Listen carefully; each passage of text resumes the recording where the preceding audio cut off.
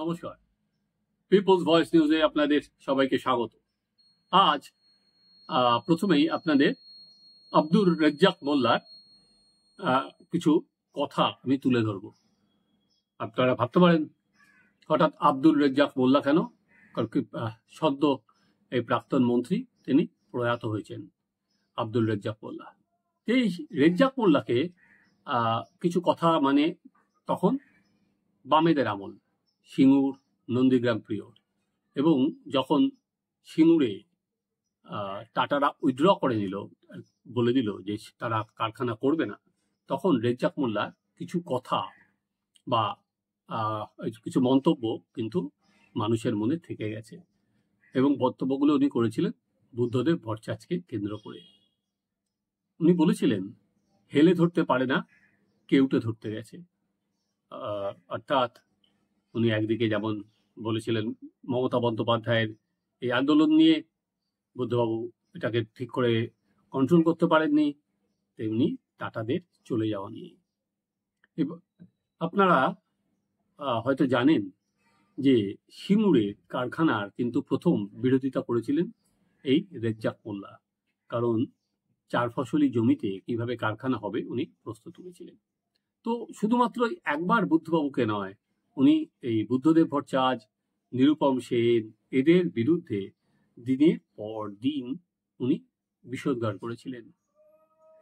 এরপর আমরা দেখলাম পার্টি 2011 ক্ষমতা থেকে চলে যাওয়ার পরে রেজ্জাক মোল্লা বেশ কিছুদিন পর উনি তৃণমূল কংগ্রেসে যোগ দিলেন, এবং পরবর্তীকালে উনি তৃণমূল কংগ্রেসের মন্ত্রী হয়েছিলেন। যদিও যে রেজ্জাক মোল্লা একটা সময় বামেদের আমলে ভূমি সংস্কার দপ্তরের মন্ত্রী ছিলেন, যেটা অন্যতম বামেদের গুরুত্বপূর্ণ দপ্তর হিসাবে স্বীকৃত হতো, যেটা একটা সময় বিনয় চৌধুরী যার মন্ত্রী ছিলেন, রেজ্জাক মোল্লা তারপরে তার দায়িত্ব নিয়েছিলেন দীর্ঘদিন তিনি। কিন্তু ইনি এখানে তৃণমূলে এসে তিনি খাদ্য প্রক্রিয়াকরণ দপ্তরের মন্ত্রী ছিলেন। একবার আমি তার ডিপার্টমেন্টে গিয়েও ছিলাম, তো রেজ্জাকদার কথা সময় বলছিলেন যে এই ডিপার্টমেন্টটা তো আমারই হাতে করা, দেখো না কোনো কাজ তো এখানে কিছু নেই। সত্যি কোনো কাজ ছিল না।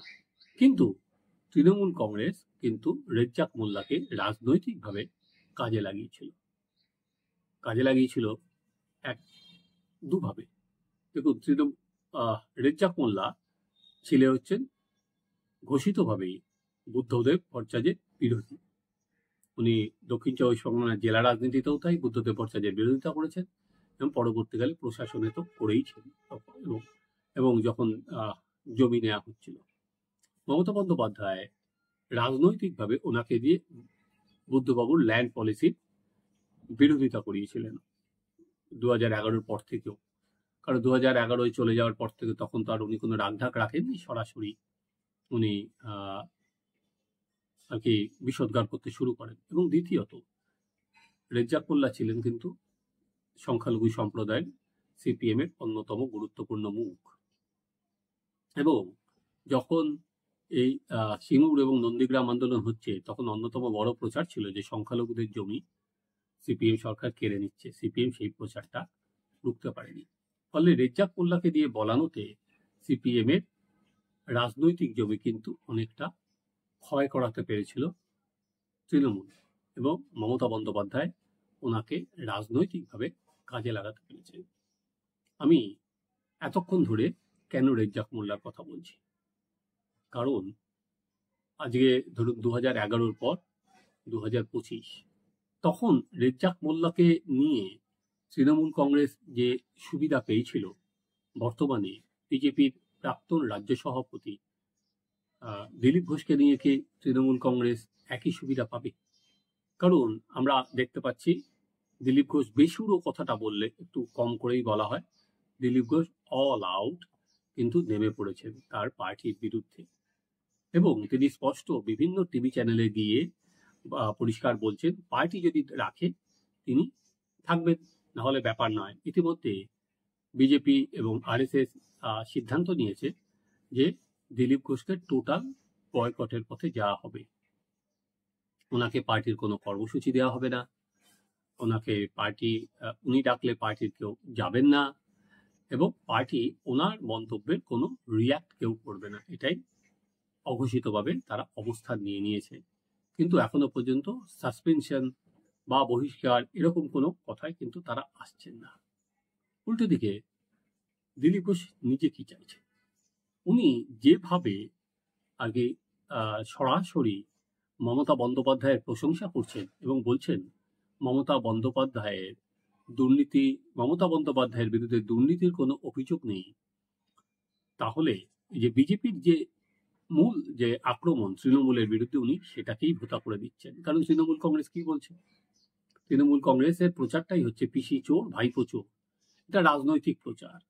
তো দিলীপ ঘোষ কিন্তু সেই প্রচারটাকেই ভোতা করে দিচ্ছেন। এখানেই শেষ নয়, তিনি একই সঙ্গে তার আমিত্ব এমন জায়গায় তিনি গেছেন, তিনি বলতে শুরু করেছেন যে শ্যামাপ্রসাদ মুখোপাধ্যায়ের পর তিনি সব থেকে বড় বা শক্তিশালী পশ্চিমবঙ্গে হিন্দু নেতা, যিনি হিন্দুদের একজোট করতে পেরেছেন।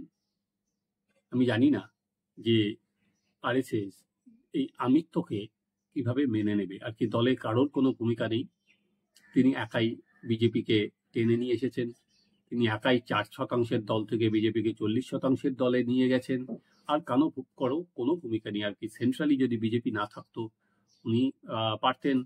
আমি কিছুদিন আগে একটা ভিডিও করেছিলাম, আপনারা দেখে নেবেন, যে 2019 আর 2021 সালের বিধানসভা নির্বাচনে দিলীপ ঘোষের কোনো ভূমিকাই ছিল না। ফলে উনি যে দাবি করেন সেই দাবি যৌক্তিকত কতটা সেটাই আমি প্রশ্ন তুলেছি। আমার দিলীপ ঘোষ যে গতিতে নেমে পড়েছেন এবং সরাসরি বলছেন দলের প্রয়োজন থাকলে আমি আছি, আমার যেটা মনে হচ্ছে উনি রাজনৈতিকভাবে শহীদ হতে চাইছেন। অর্থাৎ উনি চান দল ওনার বিরুদ্ধে ব্যবস্থা নিক, কারণ বিজেপিতে কিন্তু ওনার রাস্তাটা আপাতত বন্ধ হয়ে গেছে। কারণ মমতা বন্দ্যোপাধ্যায়ের বিরুদ্ধে জগন্নাথ মন্দিরের উদ্বোধনে গিয়ে বসে এবং আড্ডা দেওয়া, সেটা কিন্তু বিজেপির যারা কর্মী আছেন, বিজেপির যারা সমর্থক আছেন, তারা ভালোভাবে নেননি। এবং যে জগন্নাথ মন্দির নিয়ে উনি দুদিন আগেই বিষোদ্গার করেছিলেন যে জগন্নাথ মন্দির করে উনি যে হিন্দুদের ওপর আক্রমণ করছে এই সরকার, সেটাকে ভুলিয়ে দেওয়া যাবে, সেই জগন্নাথ মন্দিরেই কিন্তু উনি হাসি মুখে চলে গেলেন। এটা বিজেপির কর্মীদের মধ্যে যে ক্ষোভের সঞ্চার হয়েছে, সেটা আপনারা যারা আমার চ্যানেলের দর্শক সামাজিক মাধ্যমে নিশ্চয়ই সেটা দেখতে পেয়েছেন। এবার বিজেপির কাছে পথ কি, একটা তো অঘোষিতভাবে তারা যে পথ নিয়েছে যে দিলীপ ঘোষের সঙ্গে কোনো সম্পর্ক রাখবে না, কিন্তু তারা দিলীপ ঘোষকে কি রাজনৈতিকভাবে শহীদ করবে? অর্থাৎ তারা কি দিলীপ ঘোষকে সাসপেন্ড করবে? যদি দিলীপ ঘোষকে সাসপেন্ড করা হয়, সেক্ষেত্রে দিলীপ ঘোষের দলটা ছাড়তে অনেক সুবিধা হবে, যে আমি তো দল ছাড়িনি, দল আমাকে বাদ দিয়ে দিয়েছে বা বহিষ্কার করে দিয়েছে, আমি এতদিন ধরে যে বিজেপিটাকে তৈরি করেছি সেই বিজেপি আমাকে বহিষ্কার করলো, তার যারা ফলোয়ার তাদের কাছে তাদের দিলীপ ঘোষের রাজনৈতিক বার্তা দেওয়া সুবিধা হবে। এবার আসুন তৃণমূলের দিকে। রেজ্জাক মোল্লাকে তৃণমূল কংগ্রেস নিয়ে বা কাজ যে লাভ হয়েছিল সেটা কি দিলীপ ঘোষ, জানি না এখনো পর্যন্ত, আমরা যেটা দিলীপ ঘোষ এটাও তৃণমূলে যাবেন কিনা সেটা এখনো পর্যন্ত কেউ জানে না, কিন্তু নানা রকম বলা যেতে পারে পারমুটেশন কম্বিনেশন চলছে। আমরা সেটার উপর দাঁড়িয়েই আজকে এই আলোচনাটা করছি। যে রেজ্জাককে নিয়ে তৃণমূল কংগ্রেসের যে রাজনৈতিক লাভ হয়েছিল, দিলীপ ঘোষকে দলে নিলে তৃণমূল কংগ্রেস কি রাজনৈতিক লাভ হবে না ক্ষতি হবে? দেখুন, তৃণমূল কংগ্রেস যে রাজনীতি করে এবং দিলীপ ঘোষ এতদিন ধরে যে রাজনীতি করে এসেছেন, সেটা সম্পূর্ণ বিপরীতমুখী। আজকে তিনি নিজেকে বলেন আর কি, দিলীপ ঘোষের কথা অনুযায়ী তিনি হিন্দুদের তিনি আর কি সব থেকে বড় নেতা। তিনি নিজেই বলছেন শ্যামাপ্রসাদ মুখার্জির পর তিনি হিন্দুদের একজোট করেছেন। কিন্তু এই হিন্দুদের একজোট করতে গিয়ে উনি কিন্তু সংখ্যালঘু এবং মুসলিমদের দিনের পর দিন উনি আক্রমণ করেছেন এবং কদর্য ভাষায় আক্রমণ করেছেন। এবং মমতা বন্দ্যোপাধ্যায়ের রাজনীতি যে পশ্চিম বাংলাদেশ বানাতে চায়, একটা বৃহত্তর প্ল্যান, তিনি রোজ সে কথা বলেছেন যে সেখানে। তো সেইখানে যদি তৃণমূল কংগ্রেস দিলীপ ঘোষকে নেয়, তাহলে যাদের তৃণমূল কংগ্রেসের যে মুসলিম ভোট ব্যাংক, সেখানে কি তারা ভালোভাবে মেনে নেবে? এখন দিলীপ ঘোষ দলের মধ্যে আছেন। আমি আজকের কাগজেও দেখলাম জাগো বাংলায় যে দিলীপ ঘোষ যে মন্তব্য করেছেন তৃণমূল কংগ্রেস প্রায় 3 কলম খবর করেছে যে অর্জুন সিংকে নিয়ে আক্রমণ করেছেন। তো সেই এখন পর্যন্ত তাকে রাজনৈতিকভাবে ব্যবহার করা যেতে পারে। মমতা বন্দ্যোপাধ্যায়কে নিয়ে যে কথা দিলীপ ঘোষ বলেছেন সেটা স্বাভাবিকভাবেই বিজেপির পক্ষে সুখদায়ক নয়। তৃণমূল সেটাকে ভাইরাল করবে যে মমতা বন্দ্যোপাধ্যায়ের কোনো দোষী নেই, অন্যরা মমতা বন্দ্যোপাধ্যায়ের নাম করে করেছেন, যেটা তৃণমূল কংগ্রেস নিজেরাই বলে বা মমতা বন্দ্যোপাধ্যায় যে কথাটা বলেন।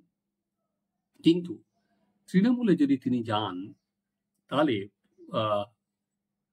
তৃণমূলের যে রাজনীতি, যে মুসলিমদের 33% ভোট ব্যাংক, যেটা তৃণমূল কংগ্রেস নিজেদের ভাষায় এটার উপরে দাঁড়িয়েই তারা আজকে জয়ের রাস্তা সুগম করে, সেই ভোট ব্যাংক নড়ে যাবে না তো দিলীপ ঘোষ গেলে? কারণ ইতিমধ্যেই সরকারি খরচে কিভাবে মন্দির হয় সেটা নিয়েও কিন্তু সংখ্যালঘু সমাজের মধ্যে একটা প্রশ্ন আছে। যদি মন্দিরই হতে পারে তাহলে সেখানে মসজিদ হবে না কেন, চার্চ হবে না কেন, সেই প্রশ্ন উঠছে।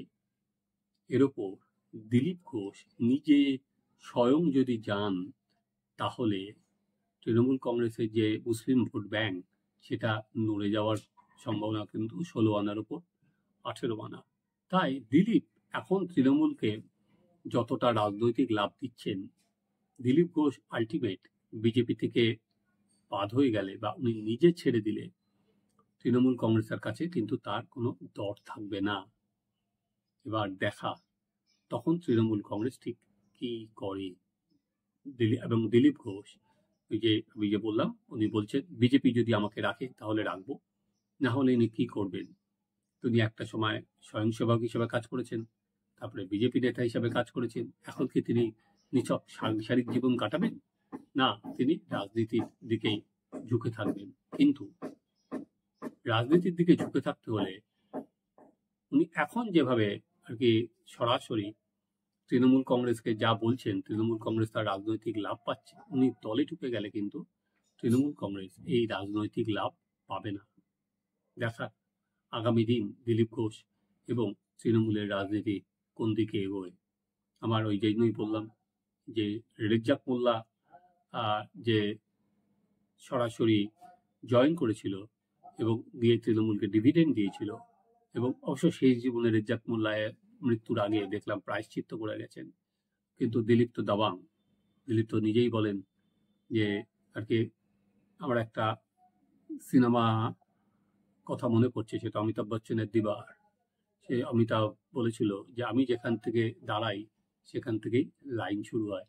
আমার অনেকটা দিলীপ ঘোষকে দেখে সেই কথাটাই মনে হচ্ছে আর কি। উনি যেখান থেকে দাঁড়ান সেখান থেকেই হিন্দুরা আর কি ওনাকে দেখেই হয়তো এগিয়ে যায়, উনি সেটা মনে করেন। দেখা যাক আগামী দিন